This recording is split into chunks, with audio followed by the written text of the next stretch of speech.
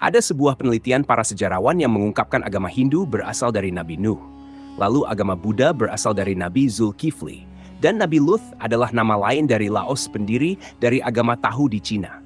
Di video beberapa waktu lalu, kita pernah membahas tentang hubungan Buddha dan Nabi Zulkifli.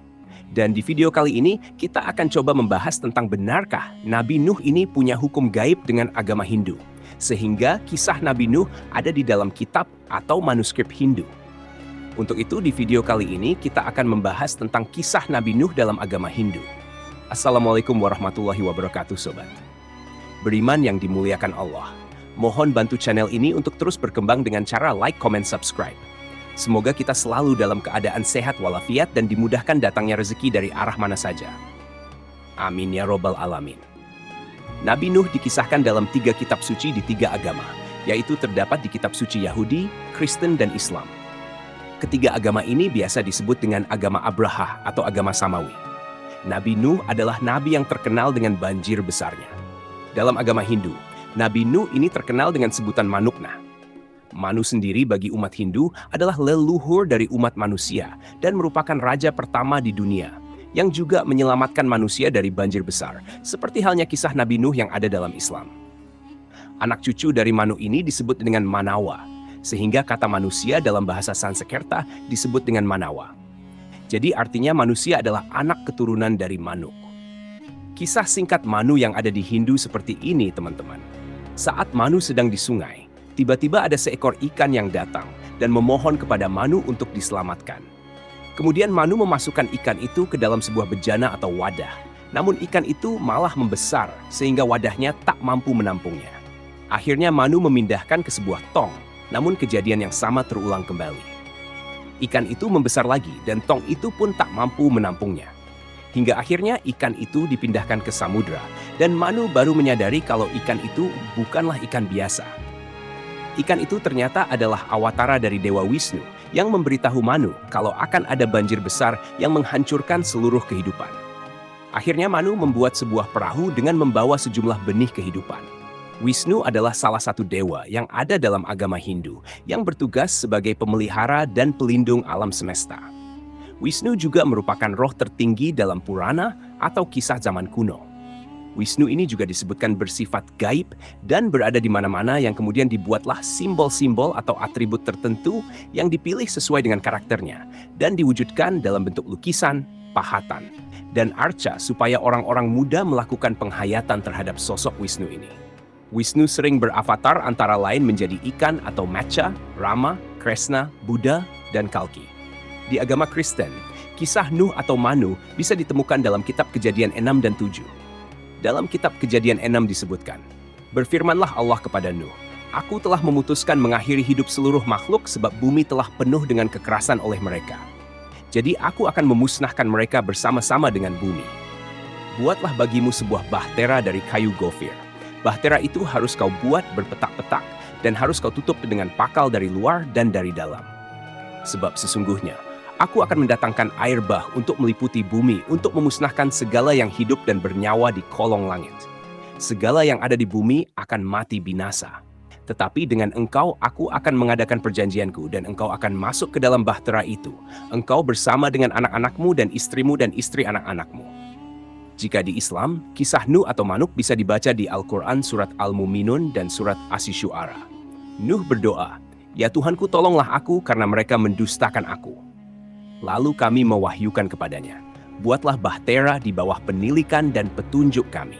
Maka apabila perintah kami telah datang dan tanur telah memancarkan air, maka masukkanlah ke dalam bahtera itu sepasang dari tiap-tiap jenis dan juga keluargamu, kecuali orang yang telah lebih dahulu ditetapkan akan ditimpa azab di antara mereka. Dan janganlah kamu bicara dengan aku tentang orang-orang yang zalim. Karena sesungguhnya mereka itu akan ditenggelamkan." Al-Quran Surat Al-Muminun ayat 26-27. Nuh berkata, "Ya Tuhanku, sesungguhnya kaumku telah mendustakan aku. Maka itu adakanlah suatu keputusan antara aku dan antara mereka, dan selamatkanlah aku dan orang-orang yang mukmin besertaku." Al-Quran Surat Asy-Syu'ara ayat 117-118. Maka kami selamatkan Nuh dan orang-orang yang beserta di dalam kapal yang penuh muatan. Kemudian sesudah itu kami tenggelamkan orang-orang yang tinggal. Al-Quran Surat Asy-Syu'ara ayat 119 sampai 120. Di dalam pemahaman agama Hindu, dari Manu atau dalam bahasa kitanya Nuh ini, lahir banyak keturunan dari semua ras dan disebut dengan Manavas atau Manawas. Manu atau Nuh ini katanya memiliki beberapa anak. Ada yang menyebutnya punya sampai 10 anak. Di antaranya anak itu bernama Wana, Ishaku, Ila, dan Ksatrias. Dan jika di Bible, Nuh hanya disebutkan punya 3 anak, Sam, Ham, dan Yafet.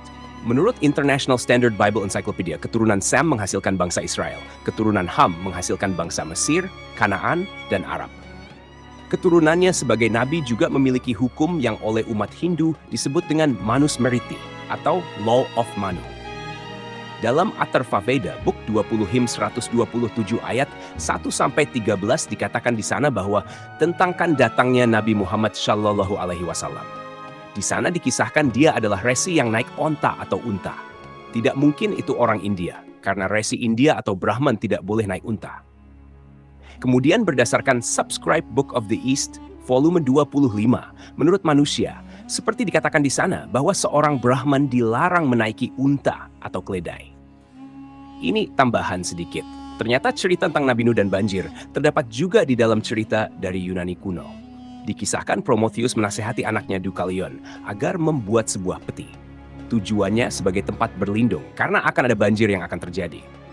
Usut punya usut, bencana yang dimaksud adalah sebuah hujan yang berhari-hari dan banjir bandang yang kemudian menyusulnya. Banyak orang yang mati karena peristiwa itu, kecuali mereka yang berlindung ke gunung-gunung yang tinggi. Meskipun Deucalion tidak berlindung di tempat tinggi, namun dirinya selamat berkat peti yang telah dia buat. Setelah terombang-ambing selama berhari-hari, maka selamatlah dia dari banjir besar yang menghancurkan banyak kehidupan di bumi waktu itu.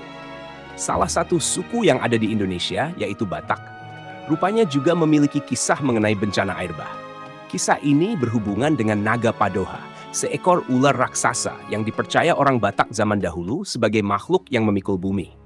Pada suatu hari, ular tersebut merasa lelah akan bebannya dan kemudian melemparkan bumi yang barat ke lautan. Lalu Batara Guru ingin menyelamatkan anak perempuannya dengan mengirimkan gunung ke lautan dan seluruh manusia. Setelah kejadian itu, bumi akhirnya diletakkan di bagian kepala sang ular raksasa agar kejadian serupa tidak terjadi kembali. Sebenarnya ada banyak kisah-kisah kuno dari beberapa daerah dan negara yang bercerita tentang banjir besar itu. Dan secara benang merah, cerita semua itu memiliki kesamaan. Hal ini membuktikan kalau peristiwa banjir bandang maha dahsyat itu memang benar terjadi pada masa lalu. Wallahu alam bisawab. Jadi itulah kisah Nabi Nuh dalam agama Hindu. Semoga kisah ini bermanfaat. Lebih dan kurangnya mohon dimaafkan.